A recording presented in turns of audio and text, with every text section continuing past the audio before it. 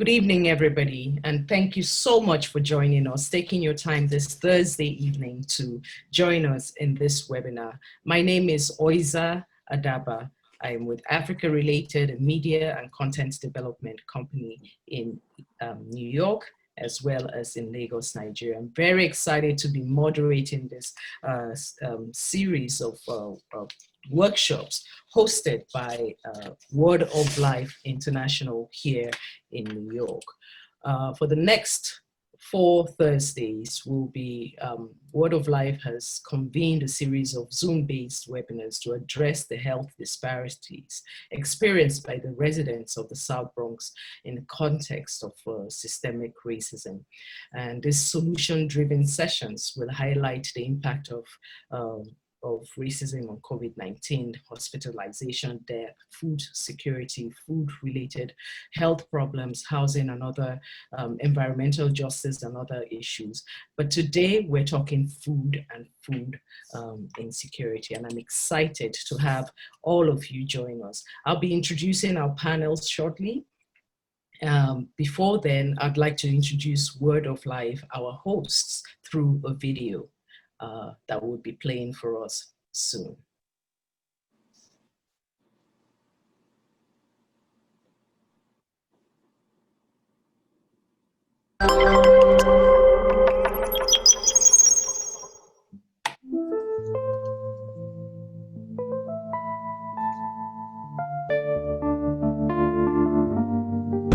When you see this happening over and over again, and it shows that people are still in need, people are still hungry, how does it make you feel that this is still, you're still able to carry on with this?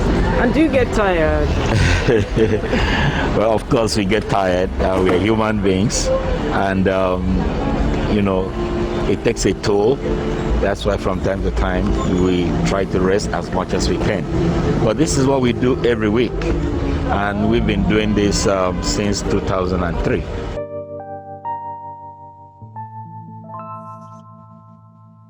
Today actually is my first day. We got here at 9 o'clock this morning, and we've been, fortunate to hand out food to everyone, and it's been a great day.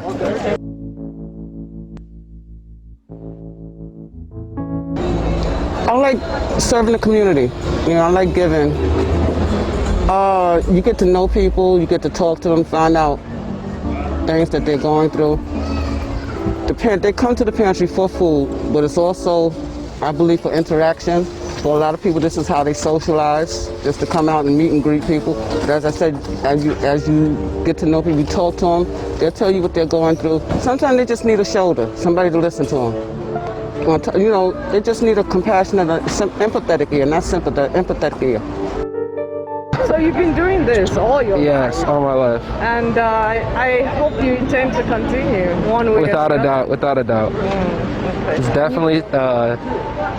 definitely a value that our parents have instilled in each and every one of us. So being involved in the community and giving back is almost like second nature to us. So what do you want to tell young people that are not as involved, and what are they missing out on? I mean, a lot. Honestly, this is probably one of the most powerful ways to build character. And it's such a grounding experience. It's something I don't believe you can ever look back at the experience and not grow from it or take something away from it. It's one of those things where you kind of learn to appreciate what you've been given. You empathize for other people who are less fortunate, and you really just, it just kind of builds you as a person. So. So far, what can our country, Nigeria, what can we learn from what you're doing here in terms of how we give and also how we make an impact in our own society? It just shows that you can do it. We can do it if we want to do it. Now, the situation in Nigeria is that we are so much into ourselves. Both the government, the religious institutions, we are more into what we can accumulate for ourselves and our families. And you find churches are more interested in what they can take from the people. Yes, we need the people to support the church, but the church has to be able to use the resources that is provided to, to help not just the members, but the community that we save.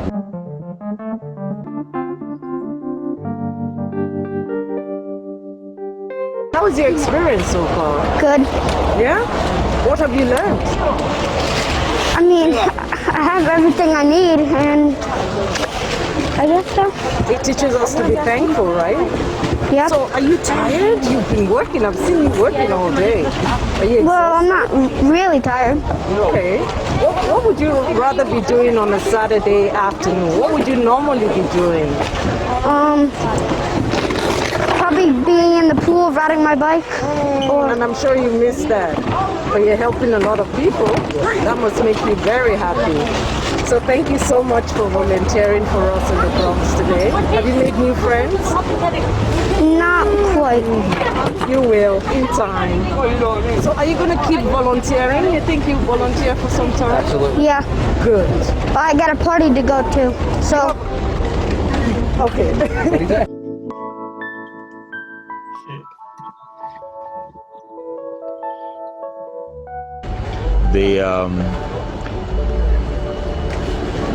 Our joy is in saying that no child has to go to bed hungry. That's why we partner with the food bank, with Nebraska Land, and Feed the Children, and many other organizations to make sure that we bring sufficient food resources into this community, the South Bronx community. We're dealing with issues of hunger, we're dealing with issues of health disparities, and God has positioned us in a way that we can bring in resources to be of help to the community.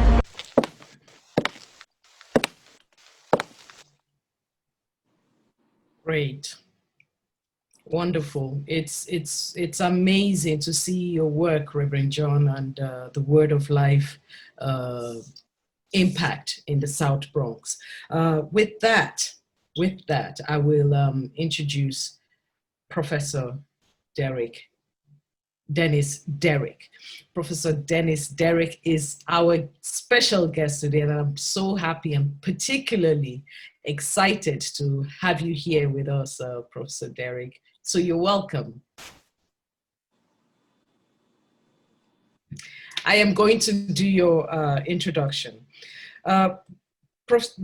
Dennis Derrick is a professor emeritus of professional practice at the Milano School of International Affairs, Management and Urban Policy at the New York School for Public Engagement. He's been involved in 3 successful startups, his most recent now entering his 10th year, and that is the Corbin Hill Food Project, a mission and values-driven social venture that works with Black and Brown and historic marginalized communities to increase food access and create new pathways to ownership and wealth creation through a community-based food system. He's the founding chair of We Act for Environmental Justice and a founding board member of Black Farmers Fund.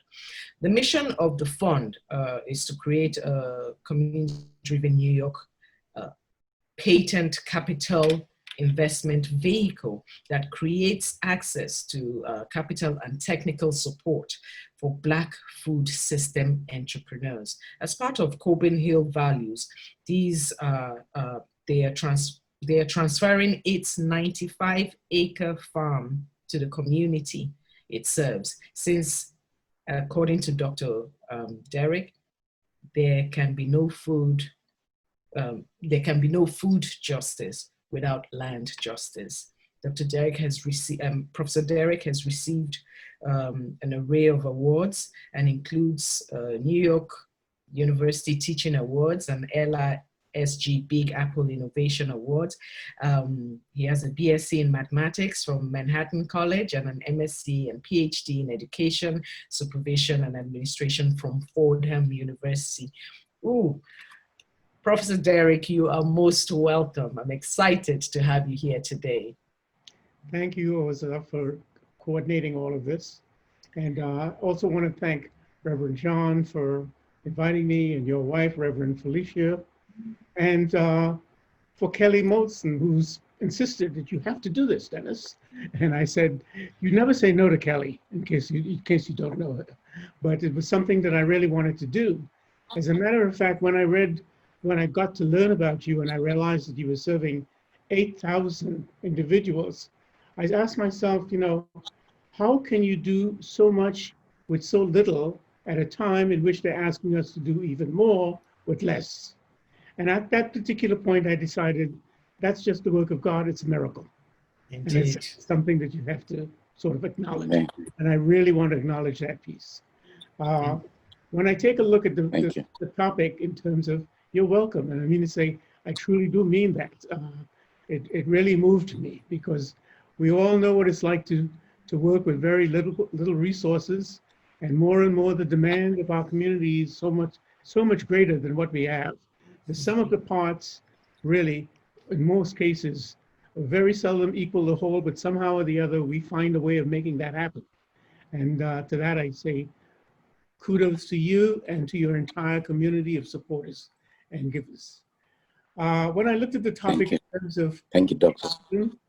And food insecurity and racism and food systems, I thought to myself, my goodness, each topic there we could spend 2 hours on, as opposed to combining all of these pieces that you into one 1 hour session.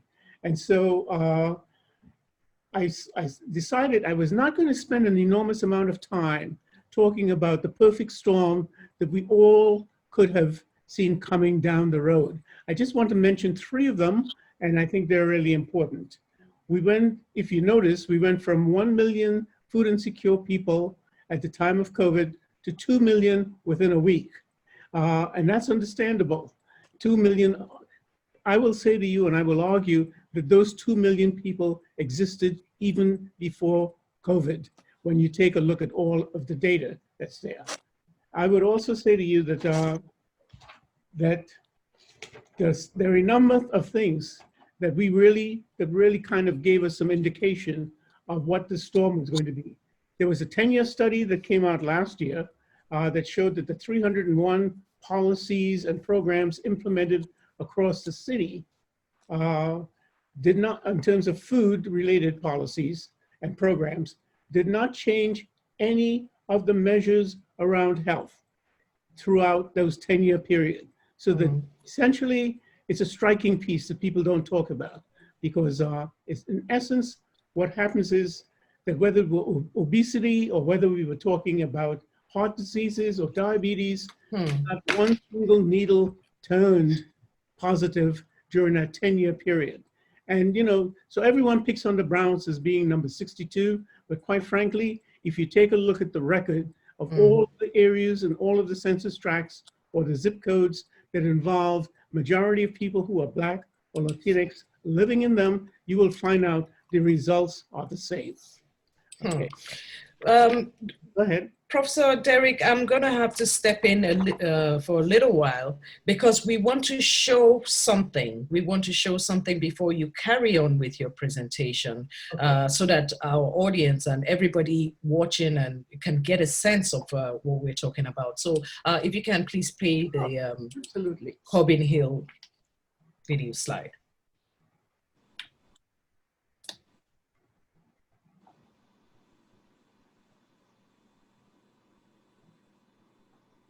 Today, some 35 shareholders from the Corbin Hill Food Project made a visit to the farm. They came to pick berries, strawberries specifically, even though some of them went after many of the blueberries, and to pick scapes. And this is all part of our community building effort as Corbin Hill Food Project works towards serving vulnerable populations living in Harlem and the South Bronx. It is all part of our mission.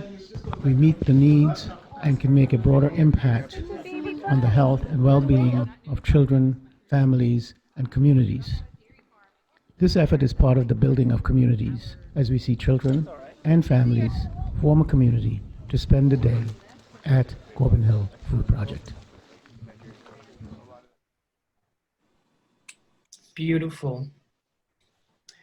Beautiful indeed. It's somewhere I would definitely love to spend a day.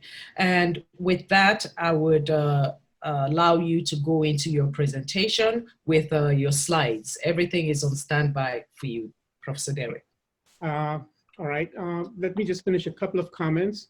First of all, that building of community has been, that you saw that was in 2013. We're now in the process of going through all of the legal arrangements of how we transfer ownership of the farm. I think one of the things you will find throughout my entire presentation is this consistency that we have to own things. We cannot simply, and when I say own it, I don't mean it in the individual capitalistic sense. We're talking about community ownership, community sharing in decisions, community owning decisions, and community owning their own destiny and defining that. And so ownership and sovereignty are really something that you will see as a theme in all of the recommendations. But part of this entire perfect storm, we knew, it's interesting, most people may or may not have read the more recent Robert Wood Johnson piece that came out about a month ago that spoke about the Latino and Black community and the sufferings we were going through. Also, most folks are not aware of the more recent study done by the City of New York, not by the City of New York, by several of the food policy groups, CUNY, Hunter, Columbia University, that talked about what was going on in terms of COVID. By the way, let me just mention, the day after they shut down the city, we had 19 distribution sites. Within 2 days, we were down to 2 sites.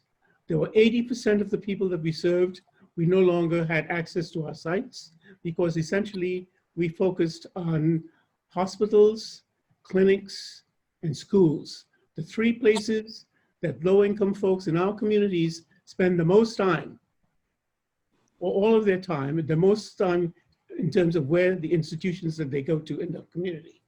The last piece, I think, is the summary, and I think this is what, and I will leave it there because I think it's so often we can spend so much time, we know what the criticisms are. I think what is more important that we come out of this meeting is understanding what are we going to do about it? And I think that that's very important. So that one of the major piece of the study, 4 findings, and I think they're worth stating, is that food policies were not designed to deal with the challenges at the scale of COVID-19. And I think we all knew that. And we knew that there was a tension from not having enough to eat and the quality of food and the nutritional value of much of the food that got to many of our communities. And I think this is always an issue that we are concerned about. Everyone likes to give a measure of the thousands of pounds of food that was delivered, but no one tells you the outcome that X number of people, X number of people no longer suffer from diabetes or obesity. It's just a matter of measuring things in pounds. And as a community, we need to be able to hold folks accountable to what it is they send us and how to refine different measures of the impact of what is coming into our community. And then the third one, which I think many of us have all faced, is the lack of coordination and communication. To use the word, to use the thinking or the words of one of the leaders in the Bronx, she describes it as we have a lot of satellites in our community, but no tower to help direct them. And I think this is really very true. We see it in Harlem. We've got a dozen organizations that really can do well. They know where the food is to be distributed. They know what time it is to be distributed. They know every single thing, and they represent a good satellite in our community. And we have several of them, and I'm sure you have them in the Bronx. But meanwhile, that tower called the bureaucracy, the decision makers who sit elsewhere, they are not necessarily listening to us, okay?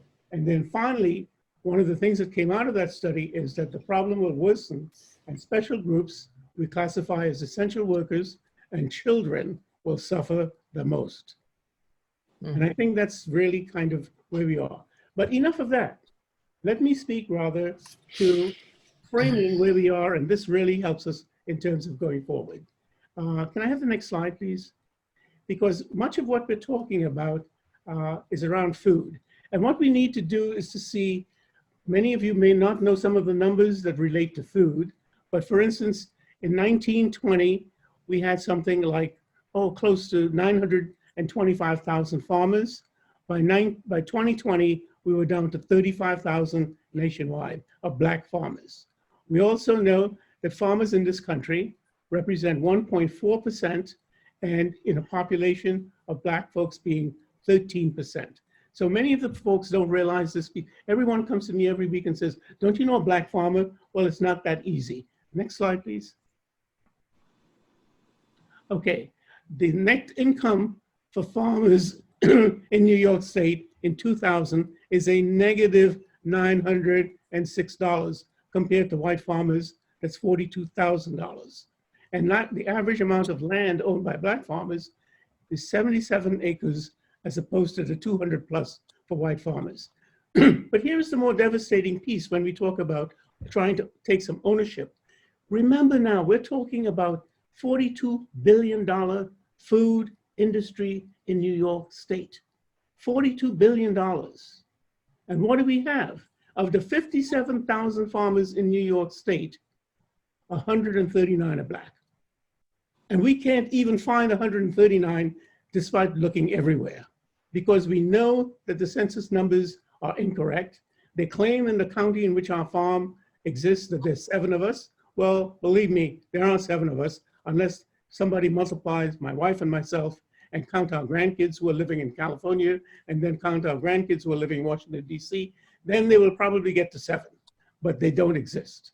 So that even that number itself is deceptive. Let me move on to the next slide. So here we are now, and what I think the core of all of this is, everyone has a solution, but how do we bring all of these solutions together in terms of an overall plan for the future?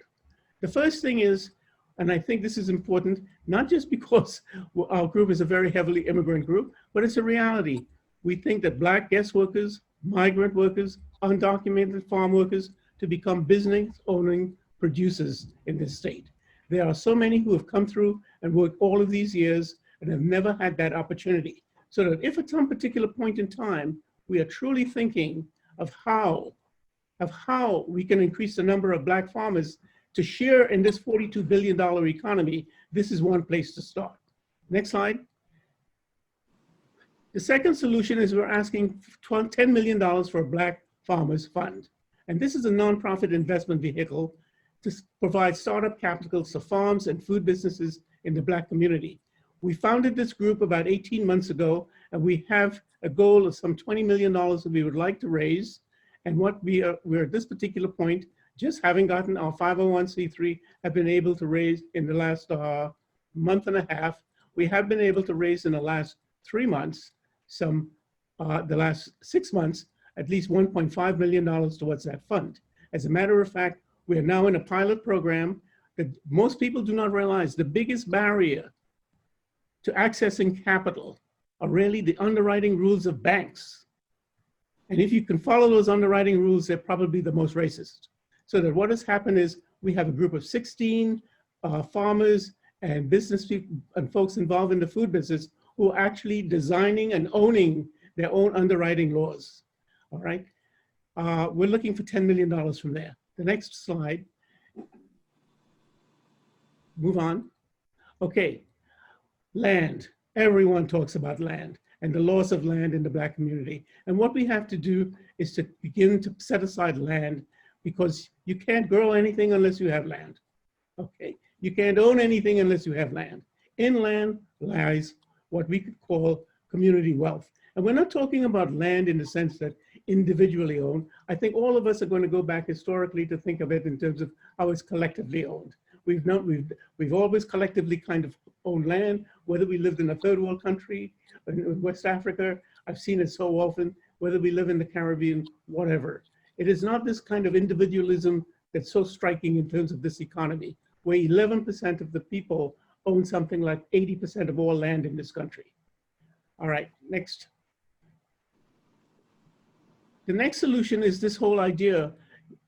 I went through a PhD and I never had a Black instructor ever in my class. As a matter of fact, I never even had a Black student in any of my graduate classes. for that matter. And what we're talking about now is some role models. Here we have the Cornells of the world. We have all of these land-grant colleges. There isn't a single Black professor, and we don't have anyone who's really knows and understands the history and the culture of what it means to be a Black farmer teaching any of this work. Next slide. So these are all parts of the solution that we're looking to. We need that kind of representation. Now, many of you have seen the urban farms, and they're not to be dismissed. They're a powerful, powerful tool in terms of what we can bring to our community and how we can feed our community. However, they've had to fight the developers for the land. They've had to go through, there's a long history of owning that land. And what we're looking for is raising at least $500,000 in funding for Black-led urban farms. The Bronx is rich with these urban farms, but they're stuck with all these rules that they can't gather, they can't sell, they can't be part of the economy, et cetera, et cetera. So these are the kinds of barriers we face. Let's look at solution 6. Most people don't know about the farmland for a new generation of New York. I talked about 57,000 farmers, white farmers. 30% of them will be retiring and giving up farming in the next 10 years. And they have no manner in which their land is going to be passed on to their family. We see this as an opportunity to be able, through the farmland for a new generation of New York, for us to be able to get access to land. And we think this is very important. Right now, the program exists, but we don't have the capital to be able to buy any of this land. So this is where things like the Black Farmers Fund and these set-asides really come in to be able for us to get land. We can't talk about food unless we have land. It's as simple as that, okay? Let's look at solution 7. We think that every single student who wants to go, Black student pursuing an agricultural degree in the SUNY system, should get full tuition. It's as simple as that. Given the disparities over time, that to us is how you build it. Solution number 8. The same way I talked about the fact that we have 139 Black farmers and we can't find them, we need better data. It's as simple as that. You can't fight and you can't get to the legislators unless you have data that you can support and you can show. So that if we decided to have a demonstration today or tomorrow in Albany because of the budget, and we couldn't show up with even 75 Black farmers, the first thing they will say to you is, well, where are they? Well, the truth is there aren't 139, and we couldn't get 75 out of 139 because we probably think they're no more than 45. Okay? So this is the data really drives a lot of what we will be doing in the future. Solution number 9. We have to refine all these solutions and make them something much easier that is inclusive in terms of what it is a comprehensive plan would be. These solutions that we put forward at this particular time are really important. And then let's move on to the next slide, because this is not fully refined. Now, here's the problem that we are faced with in terms of what our experiences have been at Corbin Hill. We funneling, and these are the pitfalls we want to say, because I know that one of the things that Reverend John is thinking about is about farming in the future and being able to do that type of work, which I think is incredible vision, all right? But pitfalls so far, funneling money for Black farmers through white-led organizations. This has been the classic way in how we have dealt with. They get the 52% overhead and we get the pennies. There's no reason that the money cannot be funneled through us. They assume that anyone other than Black farmers can represent us. Well, my goodness, we know how to speak for ourselves. We go through the pain, the agony, the suffering. We know how to speak for ourselves. We don't have to have other voices speaking for us. They assume that existing programs are adequate and all that needed is this quote, outreach. That's not true. You know what outreach means. It means the symbolism of 1 or 2 people in a program. And that is not what we're talking about. We're talking about something richer and something deeper.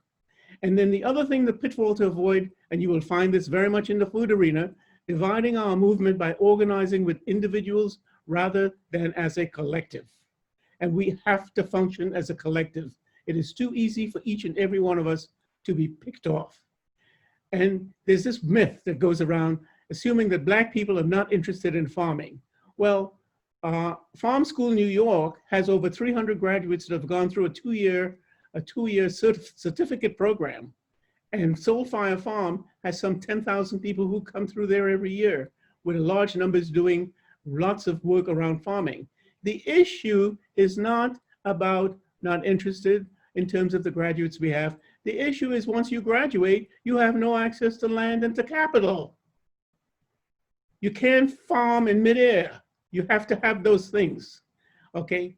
And this whole concept of setting aside resources for disadvantaged farmers, assuming that will take care of Black farmers, we say it's really unacceptable. When we talk about that kind of history of 139 Black farmers that we can't all find, and think that they will, some little, because we're called disadvantaged, well, everyone is disadvantaged. Women are disadvantaged, whites are disadvantaged, beginning farmers are disadvantaged. We get lost in a pool. It's that pool that we call people of color, in which everybody looks one way and we look like we're not even in the room, but they're calling it a room of people of color, okay? And so that's where it is. The next slide, and I will wrap this up for lots of questions. We can't do this by ourselves. And I think that's the first thing we each have to admit. And so what we're talking about is an ecosystem. How do we bring together the groups that bring certain resources to the table so that we have education and training in terms of Soul Fire Farm and farm school? We have the whole idea of capital markets between Black Farmers Fund, where we know distribution, and where the Black Farmers Fund is raising those money, and Corbin Hill knows the distribution in terms of markets. We're also talking about land access to the Northeast farmers of color who have been receiving land, surprisingly enough, under the concept of reparations, where people have been returning lots of Indian-owned land to the Native American group. And so that whole piece about land access, access to capital, access to markets, access to education and training is really what it takes. No one group does all of it. And it's very difficult. And so if we don't do partnerships, it doesn't work. And I just want to highlight the groups in the last slide in terms of some of the names you may or may not know. In that last slide, I think it's the last slide, one more. Oh, this is the Black Farmers Fund and who we are. It's a very, Mama Kay that you all know from the Bronx in terms of Karen Washington, myself, and Onika, who runs the Black Farmers Fund. And we have as our director, Olivia Watkins, a very different type of person that we've hired, somebody in finance. Because this is really what this is all about at this particular point. How do you get the money? How do you get the loans? How do you make sure they're structured such that people can succeed? And so this is the Black Farmers Fund in terms of the team of us who started a year ago. And then one last slide, and I will shut up and leave it open. These are just a shout out to some of the Black-led farms. Some of these most of these you probably are seeing for the first time, okay? I think most of us know, for instance, some of us may know Hattie Carton in terms of her community farm and her herbs that she does. Some of you may know Soul Fire Farm, and some of you may know Oko Farm, which is in Brooklyn. You shake your head, is that, So these folks. We're so limited, we fit on one page. It's terrible. And I would like to leave it there and open it up to questions.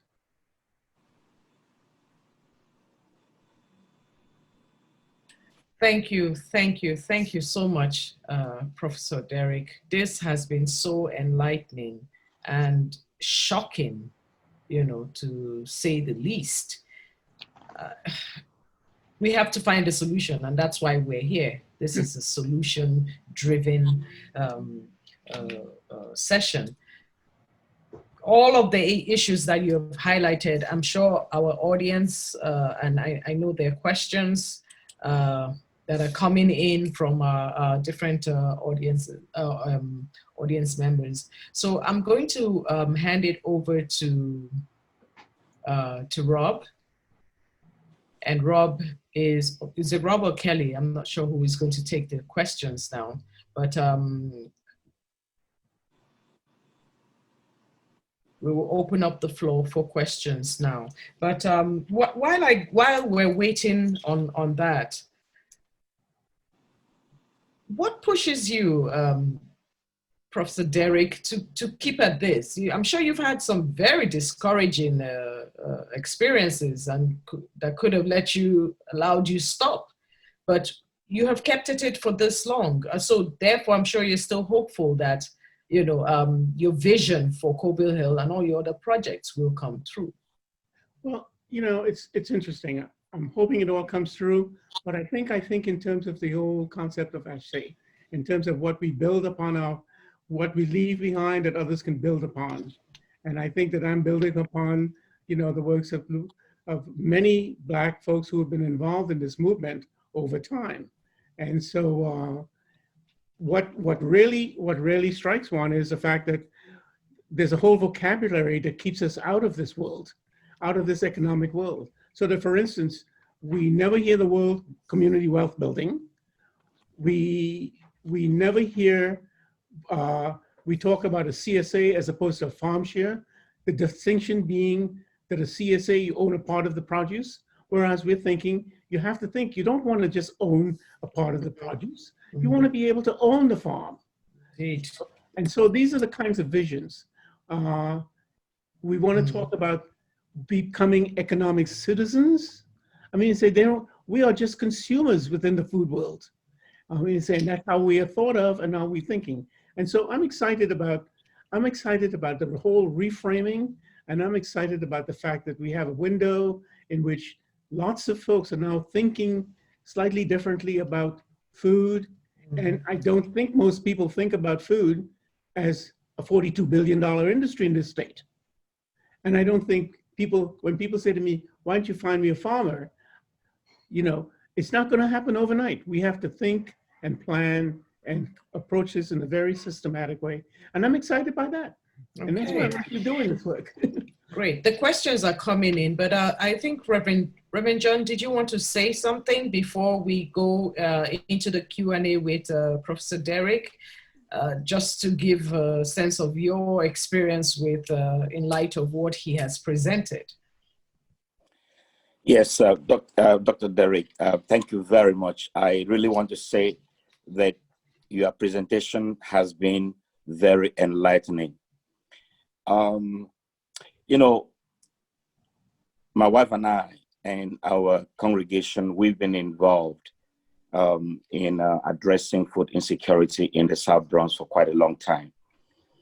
And one of the, the challenges that we face is the fact that the situations seem not to be changing or to be improving, just like you rightly say.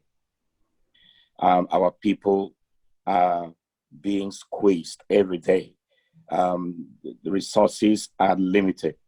And even when we have the resources, they're not the best for our community. Like you rightly said, there are so many, hunger relief organizations like the Food Bank, the City Harvest, and many others. And in as much as we understand that they are doing everything to help, but the truth is that they really do not want to end hunger. Because if they were to end hunger, many people will be out of work, out of business. And so while we appreciate the efforts of people coming into our community and trying to help us, we also have to ask ourselves, are they really genuinely interested in solving the problem? Or they just are interested in using us to continue to stay in business? And you talked about the quality of food that many of them also bring into our community. We know that agencies like City Harvest, they talk so much about how many pounds of food they have been able to rescue and deliver to hungry New Yorkers. And Word of Life happens to be one of those organizations that receive millions of pounds of food, or used to receive millions of pounds of food from City Harvest. But what they do not tell people is that sometimes 60 to 80% of that food that they deliver to us is not usable. They are spoiled, overripe. And we are already a community that has been, subjected to all kinds of health challenges, high rate of obesity, high rate of high blood pressure, high rate of asthma, all you can think about.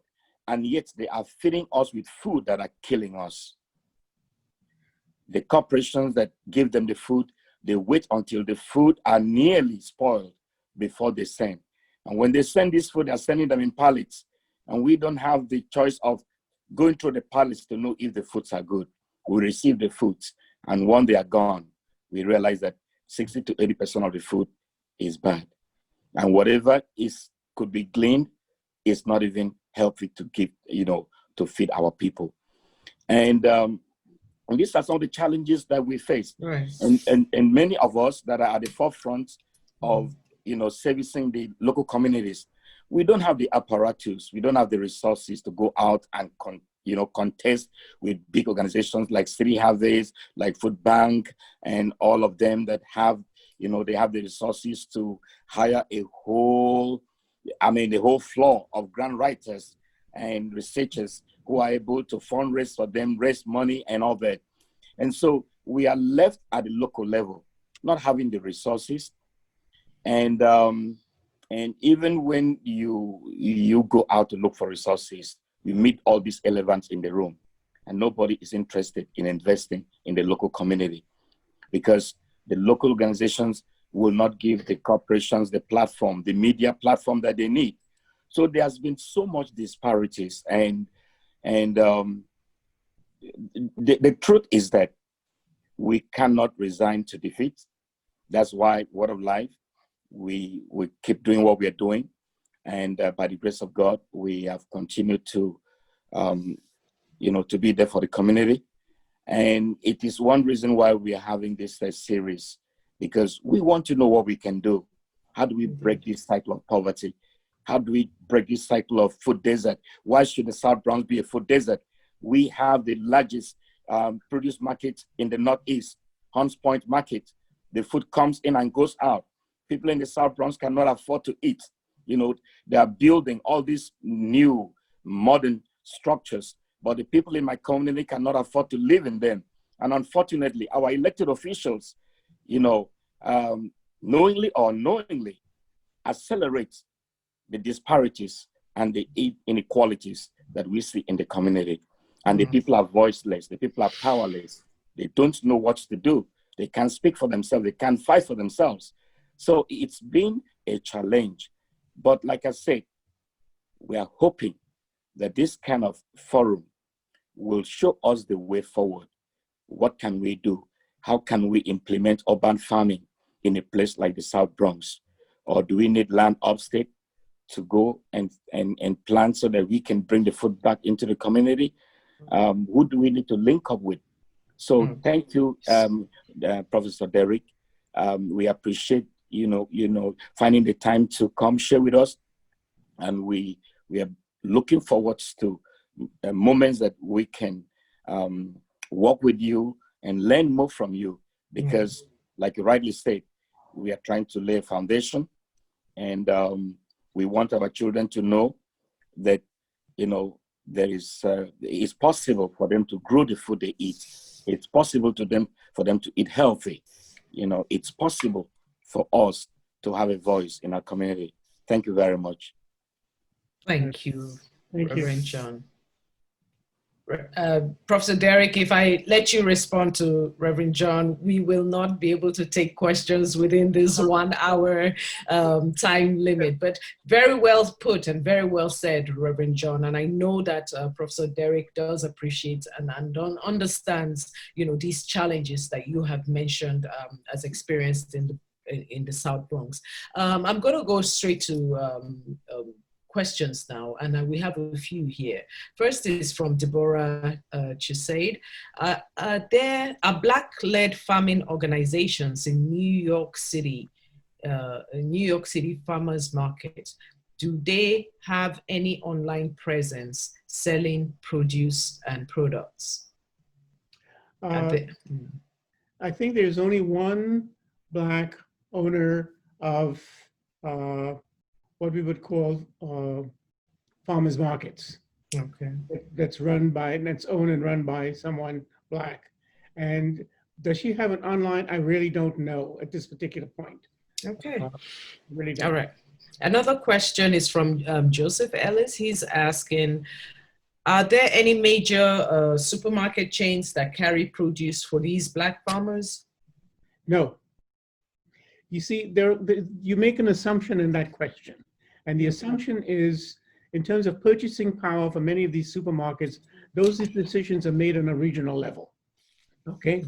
Secondly, there's also an assumption there that we have enough Black farmers who can supply the quantities on a regular basis that's required of the supermarkets. And that's not necessarily the case. And this is why we're talking about why we have to build this infrastructure of farmers. So that, for instance, we're embarrassed, but I'll be upfront about it. All the food we purchased this year, only one Black farmer was able to supply us, Farmer David, Reverend Horton, from upstate. We could not find another Black farmer who had the quantity, had the trucking, had all of these things that were so necessary to be able to make it happen. And so that's the issue we're facing.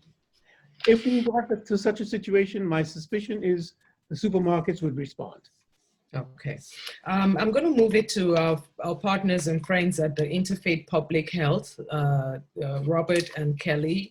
They work and engage and enlist diverse faith communities to improve public health through connecting potential partners, convening constructive dialogues such as this one, cultivating population health organization, catalyzing social change. So Robert or Kelly, I believe you have some questions for Professor Derek? Sure, I can speak. I mean, I'm not sure I have a question. I kind of just want to tie the pieces together. So Pastor John is talking a lot about, you know, the work that they're doing to supply the community with the food that they need, you know, because there's such high poverty rates here and people are hungry. And then there's also the work, the aspirational work of how we can expand the ability of Black farmers to grow food in New York State. And they're two different, I mean, they're connected. The goals are connected, but there's a lot of work to do in order to make sure that we can supply the people who are hungry with the food they need from these farmers, right? So I guess the question is sort of like, what's the middle ground? What's something practical that people at Word of Life could do in order to support these goals? Well, it's interesting because the way I would analyze what the issue is that there are things that are necessary but are not sufficient, and then we have to talk about what is sufficiency about. So that it's absolutely necessary. I don't want to see anyone go to bed at night in terms of hunger. And that's absolutely necessary, and we cannot equivocate about that. We have to just improve what that system means and how we get to the table to make sure that we get the quality food in a timely basis, delivered at the right places. That's necessary. That I am not just arguing about. The second part of it is we don't want to be here 20 years from now dealing with the same set of issues. Find me a Black farmer. Where are they in terms of the $42 billion economy? That takes an entirely different strategy, and that's the part that we talk about that's going to lead to sufficiency. So that what's necessary right now is that we do feed people. What's necessary is that we plan for the future so that we are part of the community wealth building, we're part of the ownership, and we're part of the solution. And we move beyond just simply being a consumer, but become an economic citizen in a $42 billion industry. Indeed. Well put. That the issue of ownership is really what brings all of this together. It may sound like a long shot, but Professor Derek has been at it, and Reverend John, you yourself, and if we can find that middle ground like Kelly suggested, I believe that when we come back here in 5 weeks, when we come back with solutions, practical solutions now, and ways forward for our communities, we'll be able to, bring some of these solutions to the fore. Are there any last comments and words from anybody before I'm looking at the time. I'm told to keep this within an hour, so would like to do just that. Checking to see if there are any more questions. There's a question coming through from Gail Scott. She's asking, is the farm school doing anything to raise money for POC farms? Yes, and the farm school is part of the ecosystem, and they are on the board of Black Farmers Fund. And so what we've been doing, which is unusual, is the fact that we have been collectively submitting proposals as a group, as opposed to siloing our efforts and asking one funder, can you fund me? No, we're saying to funders, we're asking for an investment that each of us know that we cannot do this work by ourselves, and that we have to fund us collectively. And it's not just a matter of funding, it's even a different word that we're now using. We're insisting that people invest in us, because everybody can fund you and give you a grant, and the next day you're looking for the next grant to cover the grant that's just going to disappear in 1 year. So we're talking about long-term investment. We're talking about joint kinds of collaborations, even around proposals, so that in the last 3 months, I would say, we have as a group submitted 3 collective proposals. And that's the way it has to work. Can I, Dr. Derrick, can I ask you a question? Sure. Yes. I did mention my concern about the South Bronx ever remaining a food desert in the midst of abundance, because we know that with Hunts Point markets, there's more than enough food to feed people in the South Bronx. But the unfortunate situation is that even the companies, the food vendors in the Hunts Point that donate food, when they donate the food, they donate it to, most of them, to Food Bank or to City Harvest, who picked up this food and moved them into their warehouse. And this food the best ends up going to Manhattan.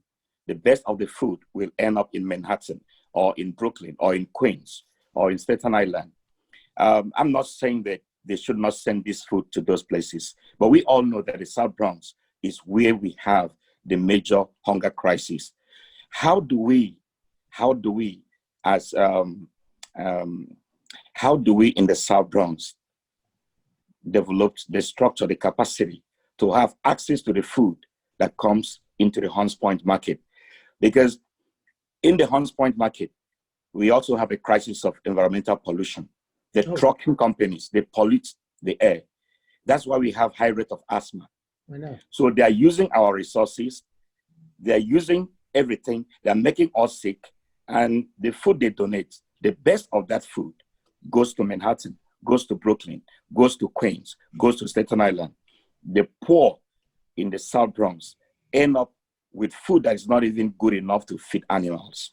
So how do we address that kind of situation? What's your thoughts? There's so many different strategies to go about it. I come out of the 60s, so the first thing I want to do is demonstrate. But I think there are other ways to go about it, and I think a lot of it is political. When I talk about shifting power, who makes decisions in your community for you? Why are they making those decisions for you? How do we hold the political groups accountable? How do we make sure that if I voted for you today and you don't do right, you're gone the next day? Or I make sure that you are going to be held accountable and you're going to have to deliver stuff. And so I think the whole piece that we're thinking about is, I see what the Black folks and the folks of color have done in the environmental field. A lot of it is organizing. Almost all of these nonprofits in the environmental field, including We Act in Harlem, now have a 501c4, which gives them the position to lobby and to be involved in the politics of things. And most nonprofits have a feeling they can't do that. And the reality is you have got to shift power, and you're going to shift power in terms of the kinds of structures the kind of additional structures you have as a nonprofit, 501c4s, and holding up, and believe me, through 501c4s, you will be able to hold those elected officials as a starting point accountable. Indeed. Thank you. Thank you so much for that. Interestingly, where I come from in Nigeria, ownership of land is so key, and it is, people, family, and it's generational too. So there's so much value, to it, and more so when that land, is your source of livelihood. So food is what we're talking about here. And with that, I'd like to thank you so much again, Professor Derek, for your great insights and your presentation to us today. Thank you also to Word of Life for hosting us, Pastor Reverend John Udokun and Pastor Felicia Udokun. They have been so wonderful and great assets to the South Bronx and the US in general. Our friends too at Interfaith Public Health Network, Kelly and Rob. Thank you again for all your hard work and for being here and for carrying on. So we're here again next week. Kelly? I think we're talking about the environmental justice next week, I believe. But we're here with another topic next week that, again, highlights some of these disparities that we're talking about. And we're not just here to talk about the problem, we're here to proffer solutions, because we come back again at the end of this 5-week period and sit down with solutions with some of the great speakers that you've had here with us. So with that, I thank you all for joining us, and I guess we have come to a close. Be safe, everyone. Thank you. Thank you. Thank you, Prof. Thank you, Reverend.